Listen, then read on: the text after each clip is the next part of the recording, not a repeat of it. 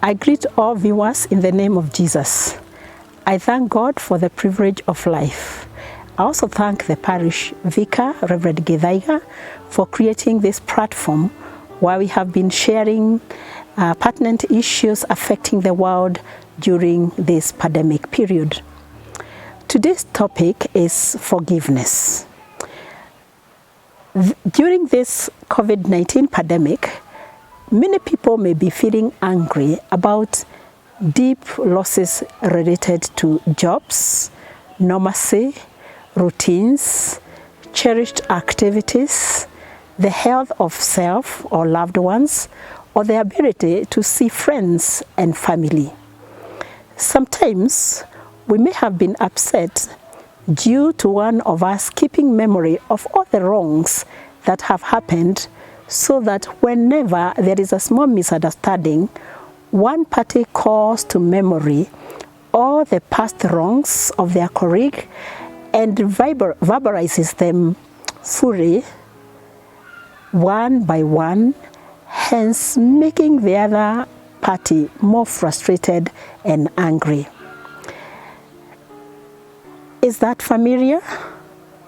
In the recent past, we have had stories in the media, such as a couple who argued of who would wash dishes, and another one from Umoja who appeared drunk. Then they fought, and the end result was a fatality for one from each family. There has been many issues of anger in our homes in the past and even today. I'll therefore talk about forgiveness. Now, what is forgiveness? Forgiveness is the letting go of a grievance or judgment that one holds against someone else. Psychologists define forgiveness as a conscious, deliberate decision to release feelings of resentment or vengeance towards a person or group who has harmed us, regardless of whether they deserve it. Forgiveness does not mean forgetting, nor does it mean condoning or excusing the offense. Although forgiveness can help repair our damaged relationships, it doesn't compel us to do so, and it doesn't release a person from legal accountability from their offense. But it relieves a person, that is the forgiver, of much undue pain, stress, anxiety, and anger. When someone is feeling disappointed, angry, or betrayed, the idea of forgiving can feel a little bit like giving in, as if by letting go of your resentment, you are allowing them to get away with it. It's not unusual to have such negative emotions or acting distance as a way of punishing the person who has upset you. Working through such difficult feelings can take quite some time. However, forgiveness is a bold step in the right direction. It involves one being able to make a deliberate decision to put the offender's offenses or perceived offenses behind you, so you can both move forward together. Why then should we forgive? Forgiveness means that one has allowed themselves to be vulnerable. It also means letting go of the anger and letting go of the moral high ground. That means morally accepting that you are not better than someone else. This, in essence, can be difficult, since it may involve having to consider how you may have contributed to the problem, although most times when we feel wronged, we imagine that we are completely in the right, especially during our disagreements. There is a famous quote that says, holding on to resentment is like drinking poison and expecting the other person to die. Forgiveness isn't just about retaining harmony in a relationship. It is about being kind to yourself. Otherwise, if one is not careful, anger can eat away at a person and even affect one's attitude towards relationships in the future, making one to feel more defensive or untrusting. When we forgive, we should do so to repair relationships, as it helps one to save the other person's worth. It is also important to forgive because it helps one to grow in character, because it can help one to become a better person. It also helps us to be of assistance within reason towards the one who acted unjustly. It will also help one to assist family members or friends see that forgiveness is a path to peace. It also motivates us to contribute to a better world, because anger, in this case, does not dominate. It helps us to exercise goodness as an end of itself, regardless of how others react the offer of forgiving. By forgiving, one is actually extending a hand of friendship. Even though the other person may reject it, I would wish to remind you that making friendship will always require intention, it requires time, and it also requires effort. To forgive is to exercise goodness, even towards those who are not good to you.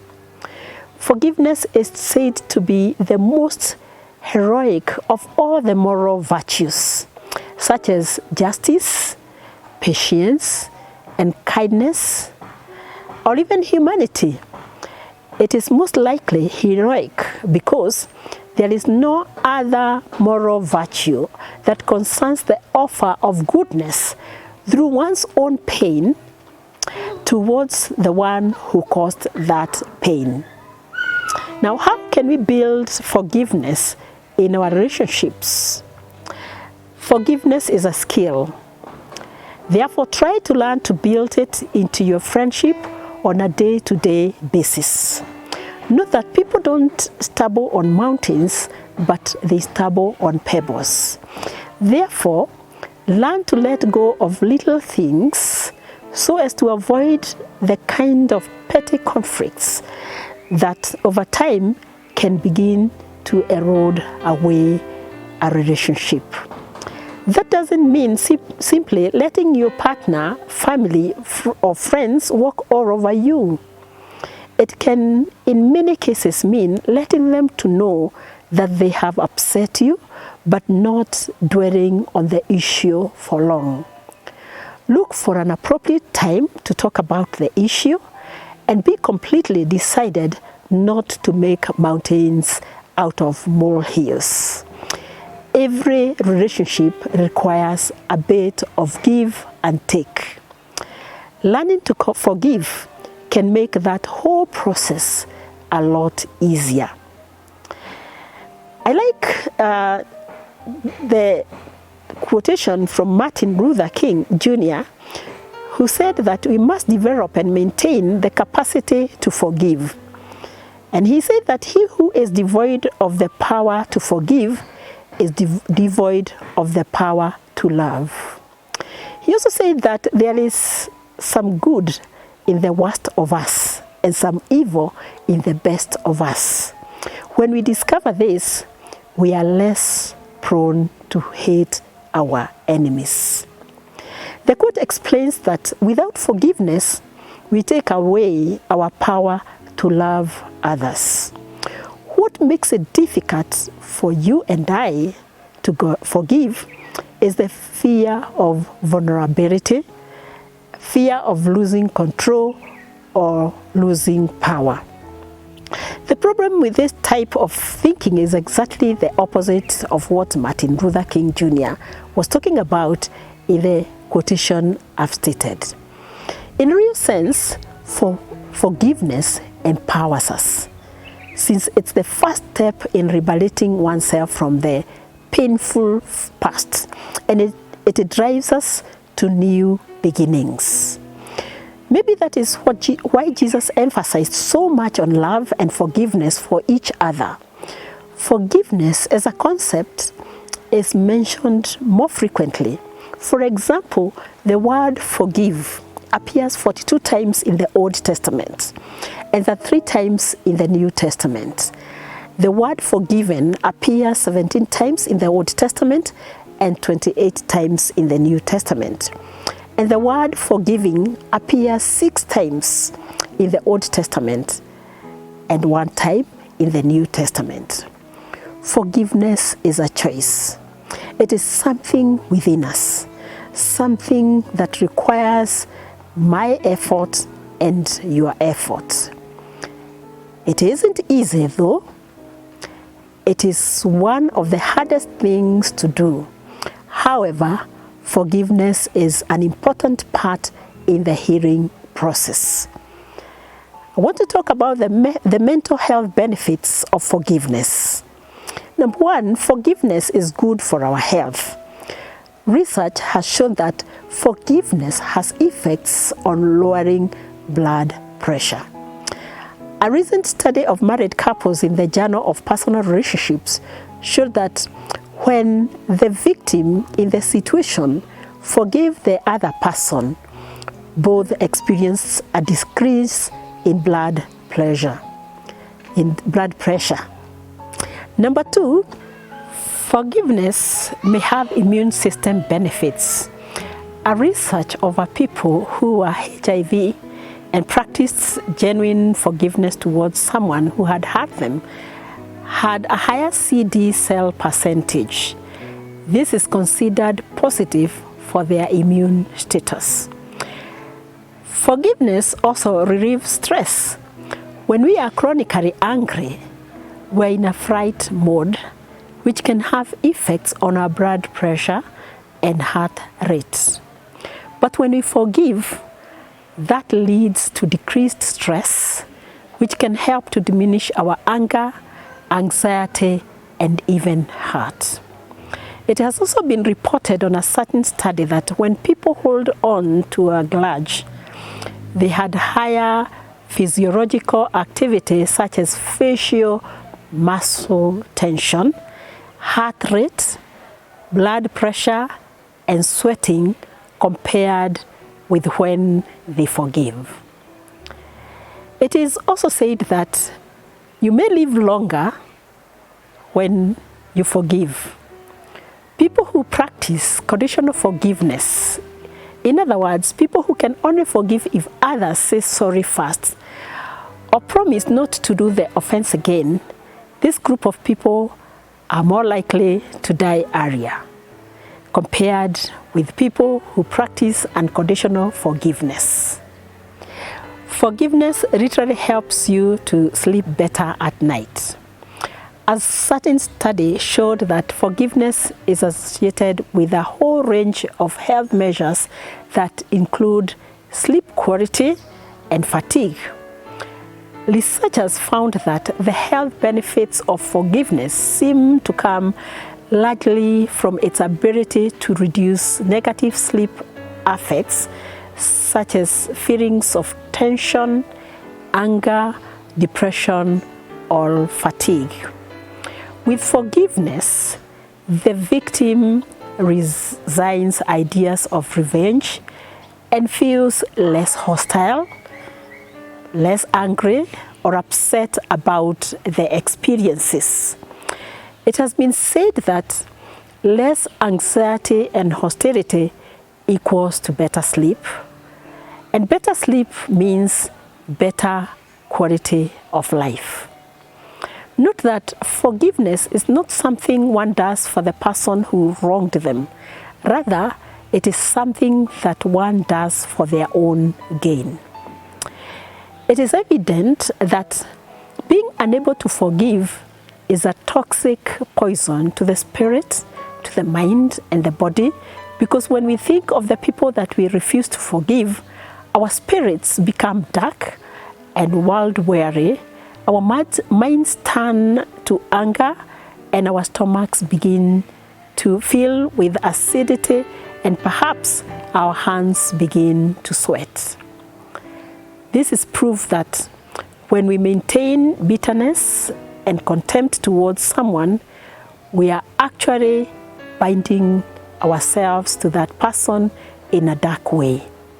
We've therefore given that person a strong foothold in our life with an emotional connection that is more confining than the prison cells.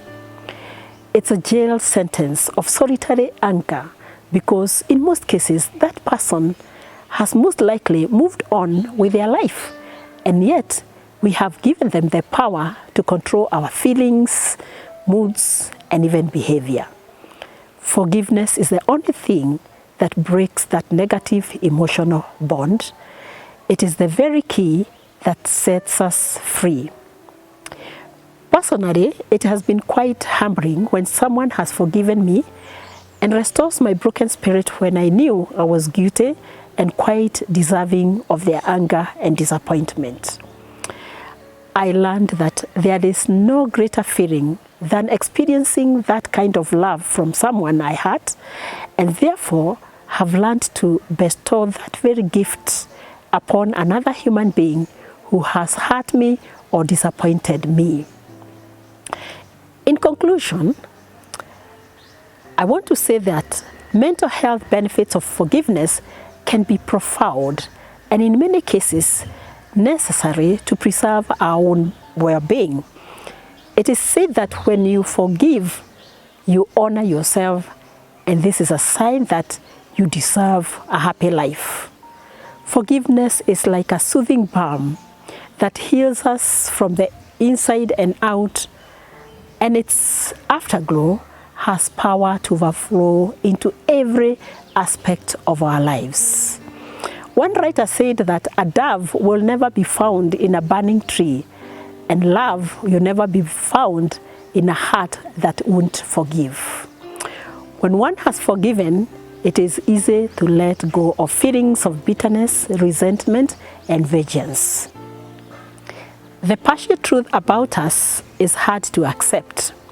We actually hurt those we love, and most of the times we fail to step in when others need us most.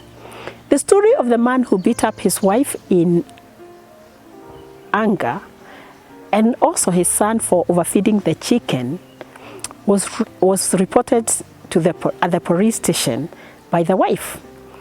When the man came to his senses, he realized that the issue was not the wife, the child, nor the cook, but the loss of his job and the frustration of his incapability of fending for his family. He therefore apologized and asked the family to forgive him. We all do wrong, and consequently, each of us require forgiveness from ourselves, from others, and from God.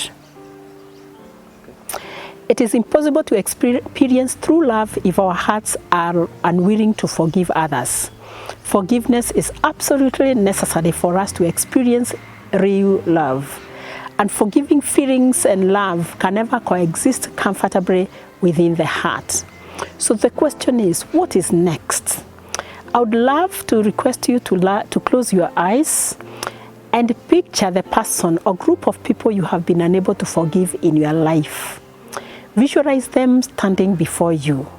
Keenly look at them from head to toe and remember what they did to you. In this moment, what do you feel spiritually, emotionally, and physically? How does this person make you feel? Note that any attempt of forgiveness must begin in a person's mind with a basic choice about the moral dignity of their endeavor. Hence, an attempt to forgive requires one to identify, fully feel, express, and release their anger and pain. You have the power to forgive. May the Lord help me. May the Lord help you to forgive those who have hurt us. Amen.